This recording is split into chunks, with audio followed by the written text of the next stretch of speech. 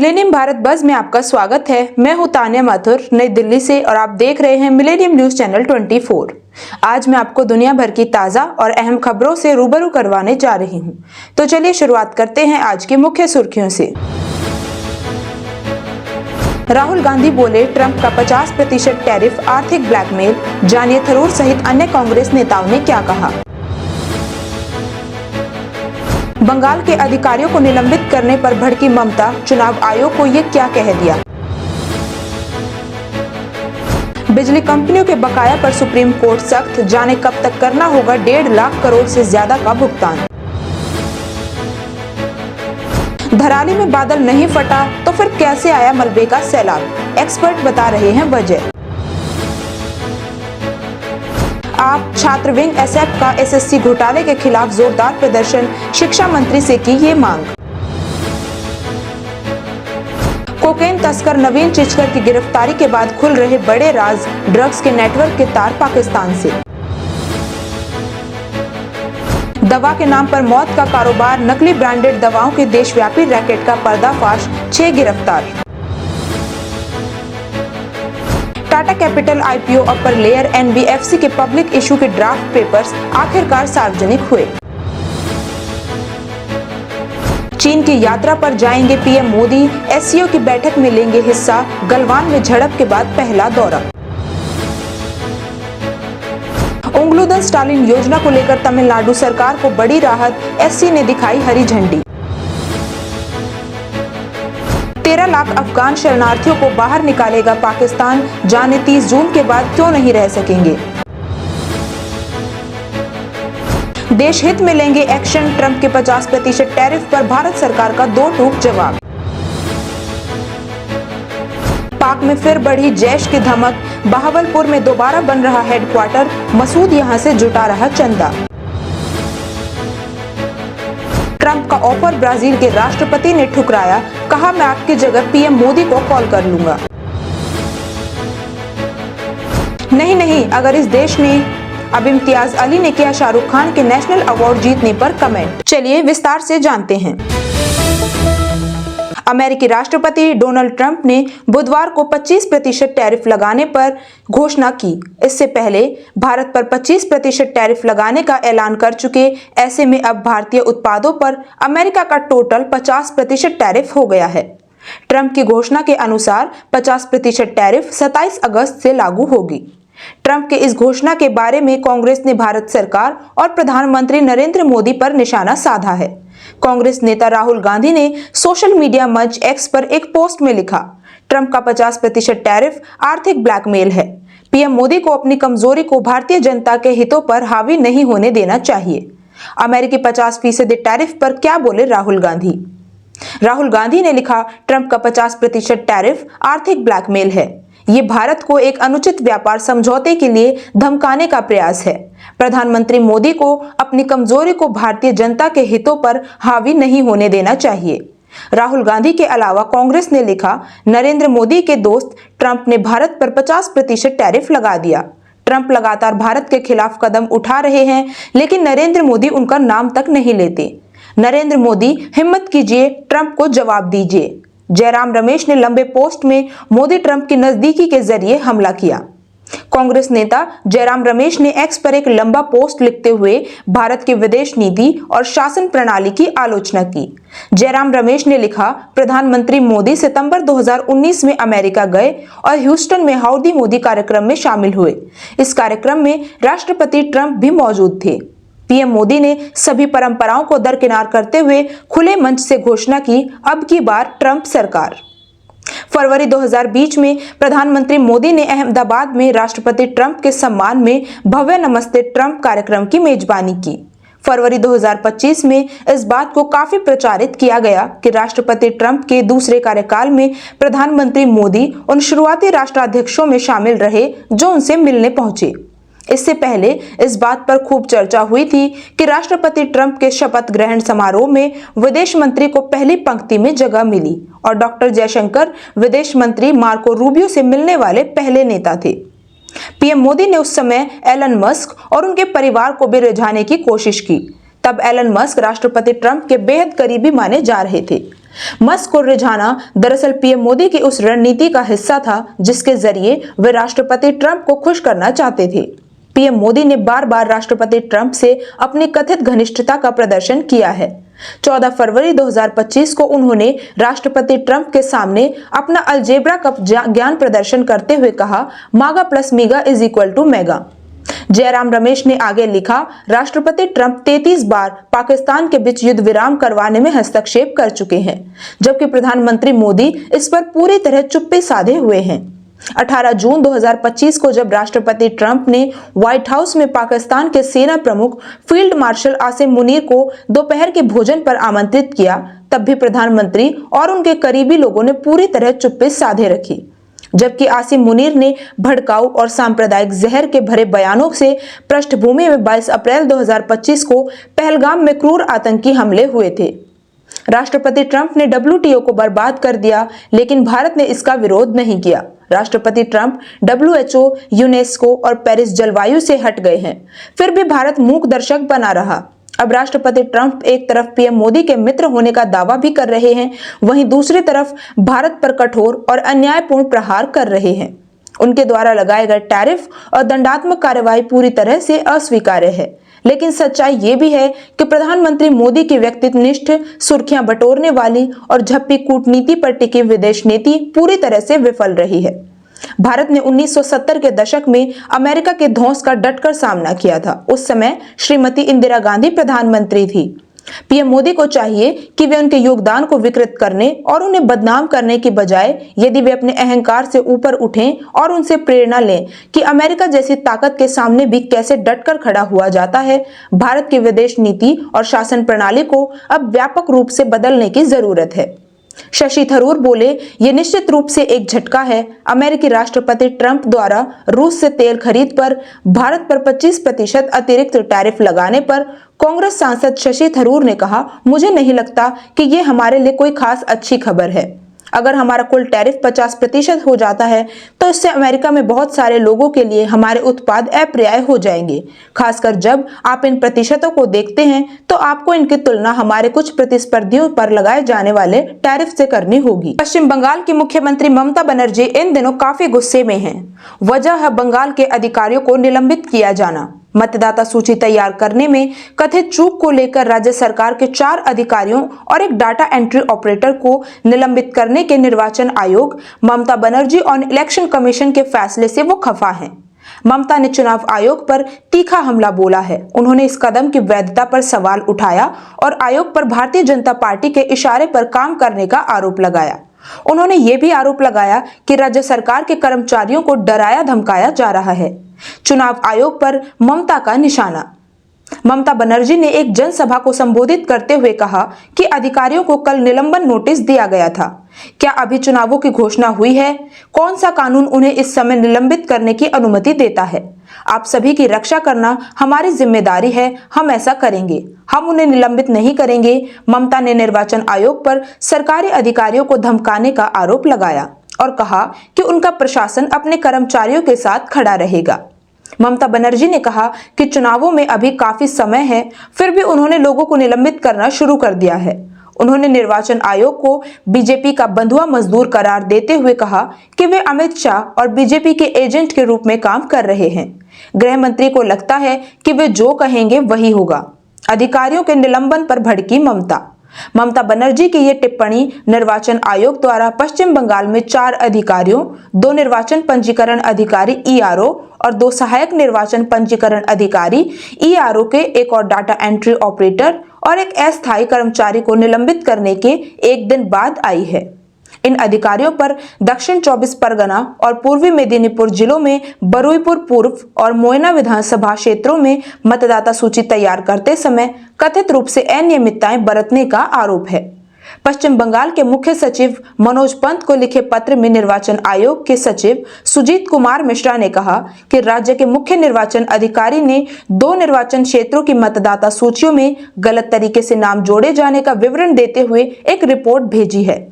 Report के आधार पर आयोग ने बरुईपुर पूर्व के दबोतनेम दत्ता चौधरी ईआरओ, तथागत मंडल एईआरओ, मोयना के बिप्लब सरकार ईआरओ और सुदीप दास एईआरओ को तत्काल प्रभाव से निलंबित कर दिया है। एक डाटा एंट्री ऑपरेटर को भी निलंबित कर दिया गया है। सुप्रीम कोर्ट ने बिजली कंपनियों को लेकर बड़ा फैसला दिया है। अदालतों ने राज्यों और केंद्र शासित प्रदेशों को आदेश देते हुए कहा कि बिजली वितरण कंपनियों डिस्कॉम की 1.5 लाख करोड़ रुपए से अधिक की बकाया नियामक संपत्तियों लंबित बकाया का 3 साल से कम समय में भुगतान किया जाए। इसके साथ ही अदालत ने और क्या कहा, जाने। सुप्रीम कोर्ट की दलील। बिजली एक सार्वजनिक वस्तु है। नियामक आयोगों को उपभोक्ता हितों और बिजली वितरण कंपनियों की वित्तीय व्यवहार के बीच संतुलन बनाना चाहिए। अनुपातहीन वृद्धि और लंबे समय से लंबित नियामक संपत्तियों का होना एक नियामक विफलता को दर्शाता है। इसके सभी हितधारकों पर गंभीर परिणाम होते हैं और अंततः इसका बोझ उपभोक्ता पर पड़ता है। सुप्रीम कोर्ट के इस फैसले से देश भर में बिजली दरों की बढ़ोतरी हो सकती है, जिसका असर उपभोक्ताओं पर पड़ सकता है। अदालत ने फैसले में क्या कहा? जस्टिस पीएम नरसिम्हा और जस्टिस अतुल एस चंदूरकर की पीठ ने फैसला सुनाते हुए कहा कि नियामक संपत्ति एक अमूर्त संपत्ति है, जिसे बिजली वितरण कंपनियों द्वारा उस कीमत के बीच के अंतर को पूरा करने के लिए बनाया जाता है जिस पर वे बिजली खरीदते हैं और जिस कीमत पर वे इसे ग्राहकों को बेचते हैं। लेखा उद्देश्यों के लिए वितरण कंपनियां नियामक संपत्तियों को भविष्य की अवधि में राज्य सरकार से प्राप्तियों के रूप में मानती है। उस विशेष वर्ष के लिए बिजली शुल्क निर्धारित करते समय राजस्व आवश्यकता के इस हिस्से को शामिल नहीं किया जाता है। शीर्ष अदालत ने यह फैसला BSES Rajdhani power BRPL, BSES Yamuna power BYPL और टाटा पावर दिल्ली डिस्ट्रीब्यूशन द्वारा दायर याचिकाओं और अपीलों पर दिया है, जिन्होंने दिल्ली विद्युत नियामक आयोग डीईआरसी के शुल्क निर्धारण प्रथाओं को चुनौती दी थी। तीनों दिल्ली डिस्कॉम पर नियामक परिसंपत्ति का बोझ 2020 से 21 तक वहन लागत सहित 27,200 करोड़ रुपए तक चौंका देने वाला था। रिलायंस इंफ्रा समर्थित बिजली वितरण कंपनियों बीआरपीएल और बीवाईपीएल और टाटा पावर ने अपने निर्विवाद नियामक परिसंपत्तियों के परिशोधन की मांग की थी, जो उद्योग के अनुमानों के अनुसार देश भर में 1.5 लाख करोड़ रुपए से अधिक हो गई है। 31 मार्च 2024 तक बीआरपीएल के लिए वहन लागत सहित नियामक परिसंपत्ति 12,993.53 करोड़ रुपए, बीएसपीएल के लिए 84,1914 करोड़ रुपए और टीपीडीडीएल के लिए 5,787.7 करोड़ रुपए है, जो दिल्ली की तीनों वितरण कंपनियों के लिए कुल मिलाकर 27,200 करोड़ रुपए है। 2028 तक लंबित नियामक परिसंपत्तियों के लिए निपटान का निर्देश। पीठ ने सभी राज्यों को 2028 तक लंबित अदालतों की संपत्ति के लिए अपने राज्य विद्युत नियामक आयोगों को इन नियामक परिसंपत्तियों की वसूली के लिए समयबद्ध रोड मैप प्रस्तुत करने को भी कहा। साथ ही विद्युत अपीलेट ट्रिब्यूनल एप्टल को भी निर्देशों के क्रियान्वयन की निगरानी करने का कार्य सौंपा गया। जस्टिस नरसिम्हा द्वारा लिखित फैसले में कहा गया, नियामक आयोगों को मौजूदा नियामक परिसंपत्ति के समापन के लिए एक रूपरेखा और रोड मैप प्रदान करना होगा, जिसमें वाहन लागत से निपटने का प्रावधान भी शामिल होगा। नियामक आयोगों को उन परिस्थितियों का भी कठोर और गहन ऑडिट करना होगा जिसमें वितरण कंपनियां नियामक परिसंपत्ति की वसूली के बिना काम करती रही हैं। इन निर्देशों का पालन न करने की स्थिति में एप्टेल के पास स्पष्टीकरण मांगने, जवाबदेही सुनिश्चित करने और नियामक आयोगों पर अनुपालन की निगरानी करने की शक्ति और कर्तव्य है। इसी प्रकार एप्टेल को धारा 121 के तहत अपनी शक्तियों का प्रयोग ये सुनिश्चित करने के लिए करना होगा कि नियामक आयोगों द्वारा हमारे निर्धारित नियामक परिसंपत्ति संबंधी कानून सिद्धांतों का अनुपालन किया जाए और उसे इसकी निगरानी भी करनी होगी।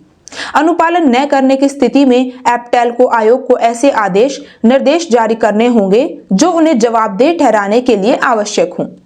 मौजूदा नियामक परिसंपत्ति को 1 अप्रैल 2024 से शुरू होने वाले अधिकतम 4 वर्षों में परिसमाप्त किया जाना चाहिए। प्रथम सिद्धांत के रूप में टैरिफ लागत प्रतिबिंबित होगा। अनुमोदित एआरआर, कुल राजस्व आवश्यकता और अनुबोधित टैरिफ से अनुमानित वार्षिक राजस्व के बीच राजस्व अंतर असाधारण परिस्थितियों में हो सकता है।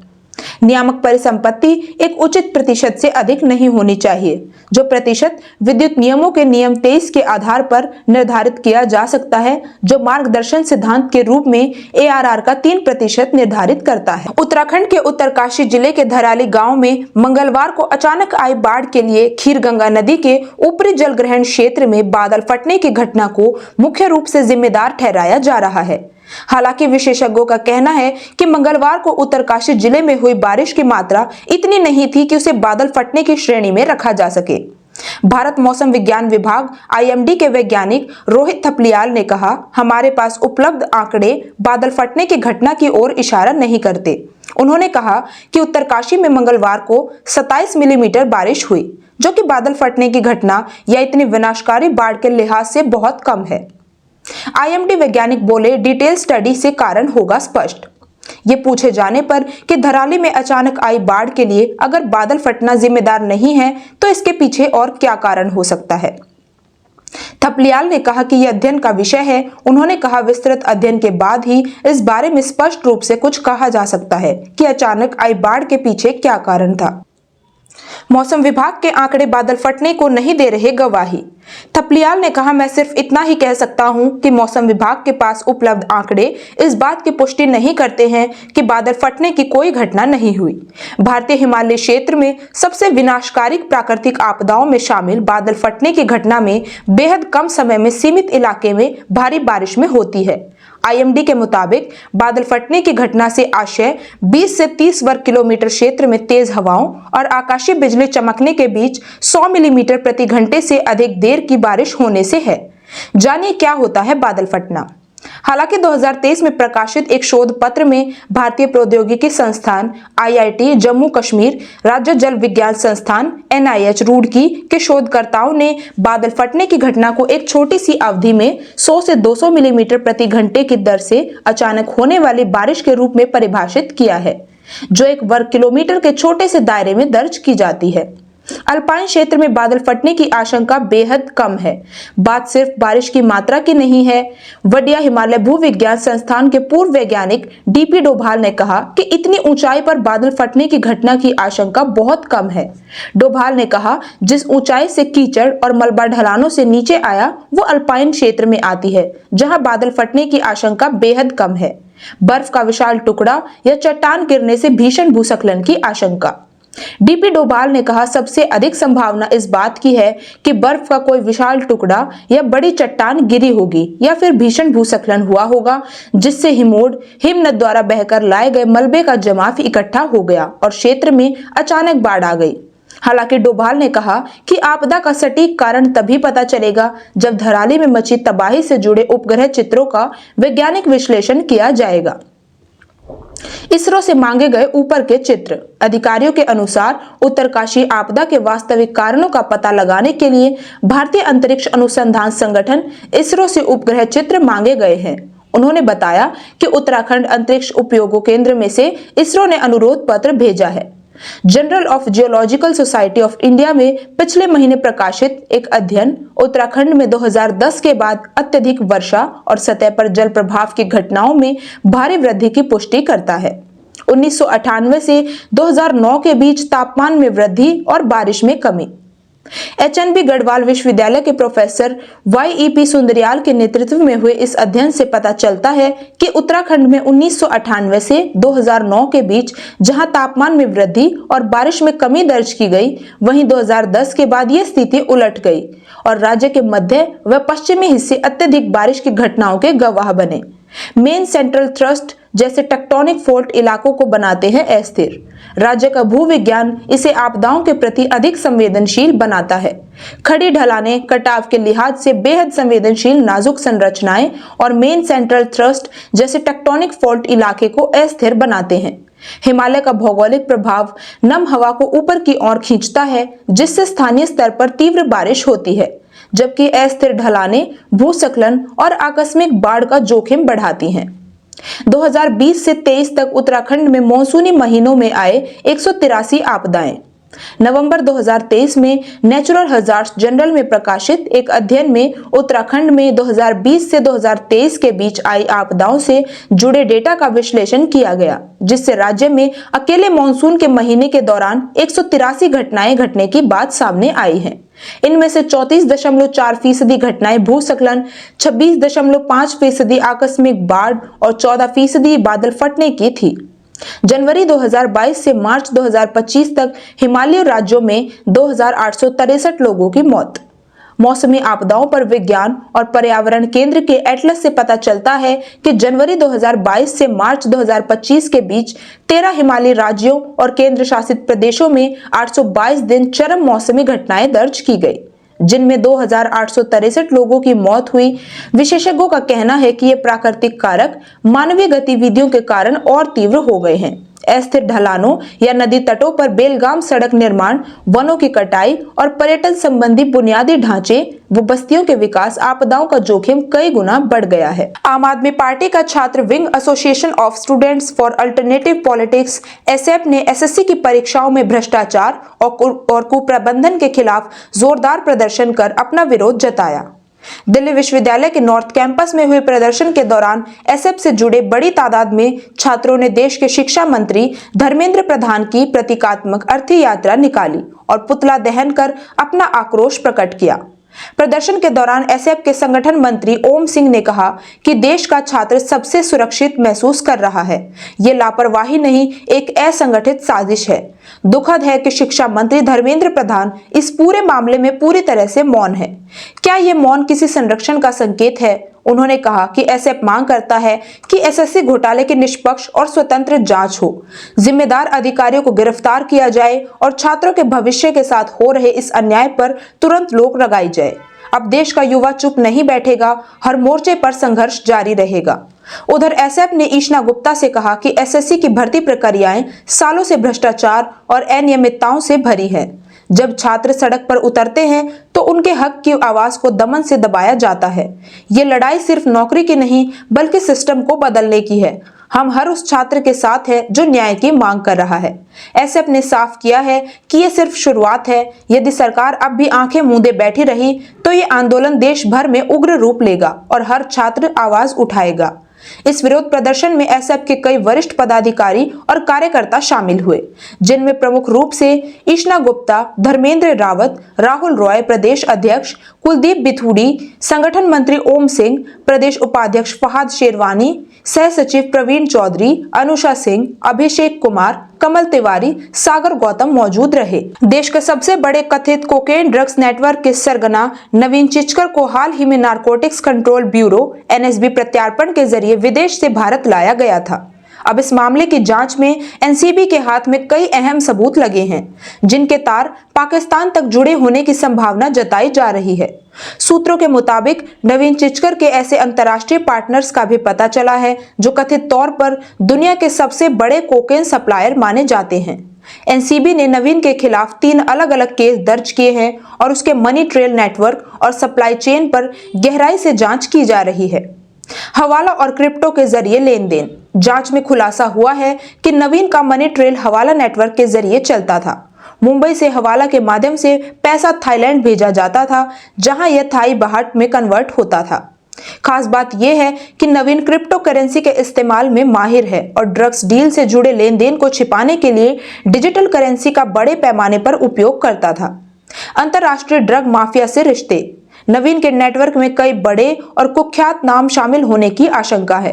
इनमें कासिम नामक और अली नामक इंटरनेशनल ड्रग लॉर्ड्स का नाम प्रमुख है।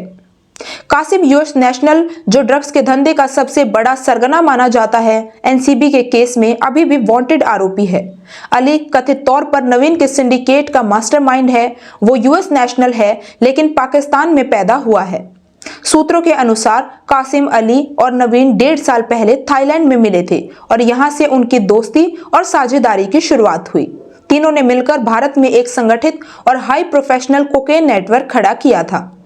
अमेरिका से भारत तक कोकेन की खेप। सूत्रों के अनुसार अली ही वो व्यक्ति है जो अमेरिका के जरिए भारत में कोकेन पहुंचाता था। ये खेप सीधे नवीन तक पहुंचती और फिर भारत के हाई एंड मार्केट में बेची जाती थी। कासिम और अली दोनों को कथित तौर पर दुनिया के सबसे बड़े कोकेन सप्लायर माना जाता है। एनसीबी अब इस पूरे नेटवर्क के हवाले क्रिप्टो ट्रांजैक्शन और अंतर्राष्ट्रीय सप्लाई रूट की जांच कर रही है। दिल्ली पुलिस क्राइम ब्रांच की एंटी गैंग स्क्वाड ने एक बड़ी कार्रवाई करते हुए नकली दवाइयों के एक अंतर्राज्यीय गिरोह का भंडाफोड़ किया है। गिरोह के सरगना राजेश मिश्रा समेत 6 लोगों को गिरफ्तार किया गया है। भारी मात्रा में नकली तैयार दवाइयां और उन्हें बनाने का सामान जब्त किया गया है। ये रैकेट बहुत ही संगठित और हाईटेक तरीके से चलाया जा रहा था। पैसों का लेन देन हवाला के जरिए होता था। पुलिस के मुताबिक ये गिरोह जॉनसन एंड जॉनसन, जीएसके और एल्केम जैसी नामी दवा कंपनियों के नाम पर नकली दवाइयां बनाकर देश भर में बेचता था। गिरोह का जाल देश के कई हिस्सों में फैला था। मुरादाबाद, देवरिया, गोरखपुर, पानीपत, जींद, बद्दी और सोलन से यह गोरख धंधा चलाया जा रहा था। कार से मिला नकली कारोबार का सुराग। मुखबिर से हेड कांस्टेबल जितेंद्र को इनपुट मिला था कि नकली दवाइयों की एक बड़ी खेप दिल्ली लाई जा रही है। सूचना के आधार पर 23 जुलाई 2025 को सिविल लाइंस इलाके से एक पेट्रोल पंप पर जाल बिछाया गया। यूपी नंबर की एक वैगनार कार जैसे ही वहां पहुंची, उसे रोककर उसमें बैठे मोहम्मद आलम और मोहम्मद सलीम को हिरासत में ले लिया गया। पुलिस के मुताबिक दोनों आरोपी मुरादाबाद के रहने वाले हैं। तलाशी में इनके पास से भारी मात्रा में नकली अल्ट्रासेट और ऑगमेंटिन की गोलियां बरामद हुई। मौके पर मौजूद जॉनसन एंड जॉनसन और जीएसके के प्रतिनिधियों ने इन दवाइयों की पैकिंग और स्टैंपिंग दिखाकर नकली करार दिया। बाद में लैब टेस्ट में इनके नकली होने की पुष्टि हो गई। नकली दवाइयों का हाई टेक रैकेट। पुलिस जांच में पता चला है कि नकली दवाइयों का ये रैकेट बेहद संगठित और हाईटेक तरीके से चलाया जा रहा था। गिरोह के लोग संपर्क करने के लिए फेसबुक जैसे सोशल मीडिया प्लेटफॉर्म का इस्तेमाल करते थे। नकली दवाओं के लिए पैकेजिंग बॉक्स अलग अलग जगहों से खरीदे जाते थे। फॉयल और ब्लिस्टर पैकिंग का सामान हिमाचल प्रदेश के बद्दी से मंगवाया जाता था। हरियाणा के जींद और हिमाचल के बद्दी की फैक्ट्रियों में नकली दवाइयां तैयार की जाती थी। तैयार नकली दवाओं की सप्लाई रेल और सड़क मार्ग से पूरे देश में की जाती थी। पैसों का लेन देन फर्जी बैंक खातों और हवाला चैनलों के जरिए होता था। फैक्ट्रियों से भारी मात्रा में माल जब्त। तैयार नकली दवाओं के अलावा फैक्ट्रियों से दवाई बनाने का भारी मात्रा में माल जब्त किया गया। पुलिस के मुताबिक इनमें 150 kilo loose tablets, 20 kilo loose capsule, 10 roll foil, Zerodol SP, Pantop DSR जैसी हजारों टैबलेट्स के पैक शामिल हैं। इनके अलावा हजारों पैकिंग बॉक्स भी बरामद किए गए हैं। जेरोडोल एसपी के 900 बॉक्स, पेंटॉप डीएसआर के 300 बॉक्स, क्लेवेम 625 के 10 बॉक्स, V4LB के 200 बॉक्स, वेमोक्स 625 LB के 1000 बॉक्स और अन्य ब्रांडेड दवाइयों के खाली डिब्बे भी बरामद किए गए हैं। पुलिस का कहना है कि नकली दवाओं से मरीजों की जान को गंभीर खतरा हो सकता था। फिलहाल पुलिस इस नेटवर्क में शामिल बाकी लोगों और पैसों के लेन देन की जांच कर रही है। पैसे की लेन देन की कड़ियों और सप्लायरों का पता लगाने की कोशिश भी की जा रही है। इस महीने के अंत में प्रधानमंत्री नरेंद्र मोदी की महत्वपूर्ण विदेश यात्रा होनी है। पीएम मोदी जापान और चीन के दौरे पर जाएंगे, जहां उनकी जापान की यात्रा द्विपक्षीय है, जबकि चीन की यात्रा शंघाई सहयोग संगठन एससीओ की मीटिंग में हिस्सा लेने के लिए है। गलवान में दोनों देशों के बीच संघर्ष के बाद पीएम मोदी की ये पहली चीन यात्रा होगी। पहले जाएंगे जापान। पीएम मोदी 30 अगस्त को जापान पहुंचेंगे। यहां पर वो जापानी प्रधानमंत्री फूमियो किशिदा के साथ भारत जापान वार्षिक शिखर सम्मेलन में भाग लेंगे। ये मीटिंग दोनों देशों के बीच रणनीतिक, आर्थिक और तकनीकी साझेदारी को गहरा करने पर केंद्रित होगी। इसके अलावा मुंबई अहमदाबाद बुलेट ट्रेन परियोजना में नई शिंकानसेन E10 तकनीक को शामिल करने पर चर्चा, रक्षा सहयोग, समुद्री सुरक्षा और इंडो पैसिफिक रणनीति में समन्वय, सेमीकंडक्टर, ग्रीन एनर्जी और डिजिटल इंफ्रास्ट्रक्चर में निवेश पर भी चर्चा होगी। साथ ही जापानी कंपनियों के लिए भारत में निवेश के अवसर बढ़ाने पर फोकस। 2019 के बाद चीन का दौरा। जापान के बाद पीएम मोदी सीधे चीन जाएंगे। प्रधानमंत्री मोदी 31 अगस्त से 1 सितंबर के बीच चीन के तियानजिन शहर में आयोजित शंघाई सहयोग संगठन एससीओ सम्मेलन में हिस्सा लेंगे। साल 2019 के बाद ये उनकी पहली चीन यात्रा होगी। एससीओ के सदस्य देशों के साथ क्षेत्रीय सुरक्षा, आतंकवाद और व्यापार जैसे मुद्दों पर चर्चा होगी। भारत चीन संबंधों में स्थिरता और संवाद की बहाली की कोशिश होगी। पुतिन और जिनपिंग के साथ मुलाकात। सम्मेलन के दौरान पीएम मोदी की रूस के राष्ट्रपति व्लादिमीर पुतिन और चीनी राष्ट्रपति शी जिनपिंग से अनौपचारिक रूप से मुलाकात की संभावना है। इससे पहले अक्टूबर 2024 में कजान में ब्रिक्स सम्मेलन में पीएम मोदी और जिनपिंग की मुलाकात हुई थी। उसके बाद दोनों देशों के बीच सीमा पर तनाव कम करने की दिशा ने कम गति पकड़ी थी। सुप्रीम कोर्ट ने उंगलूदन स्टालिन योजना को लेकर तमिलनाडु सरकार को बड़ी राहत दी है। कोर्ट ने इस योजना पर अंतिम रोक लगाने के मद्रास हाई कोर्ट के फैसले को फिलहाल बंद कर दिया है। मामले की सुनवाई के दौरान मुख्य न्यायाधीश सीजेआई बीआर गवई ने दोहराया कि राजनीतिक लड़ाई मतदाताओं के सामने लड़ी जाए, इसके लिए अदालतों का इस्तेमाल नहीं किया जाना चाहिए। कोर्ट ने कहा कि याचिका ही कानून गलत थी, इसे कानून की प्रक्रिया का दुरुपयोग के तौर पर भी देख सकते हैं। आपको बता दें कि कोर्ट ने इस मामले में याचिकाकर्ता एआईएडीएमके सांसद सीवी षणमुगम पर 10 लाख का जुर्माना भी लगाया है। 1 हफ्ते में जुर्माना नहीं दिया तो अवमानना का मामला चलेगा। तमिलनाडु सरकार को जुर्माना की राशि जमा करने को कहा है। सीजेआई बीआर गवई ने फैसला देते समय कहा कि हाईकोर्ट को इस तरह जल्दबाजी में अंतरिम रोक नहीं लगानी चाहिए थी। राजनेताओं के नाम पर योजनाओं का शुभारंभ पूरे देश में एक आम चलन है। हमारे पास तमिलनाडु के विभिन्न राजनेताओं के नाम पर शुरू की गई 45 योजनाओं की सूची है। हम पार्टियों को शर्मिंदगी से बचाने के लिए उन 45 योजनाओं का उल्लेख नहीं करना चाहते।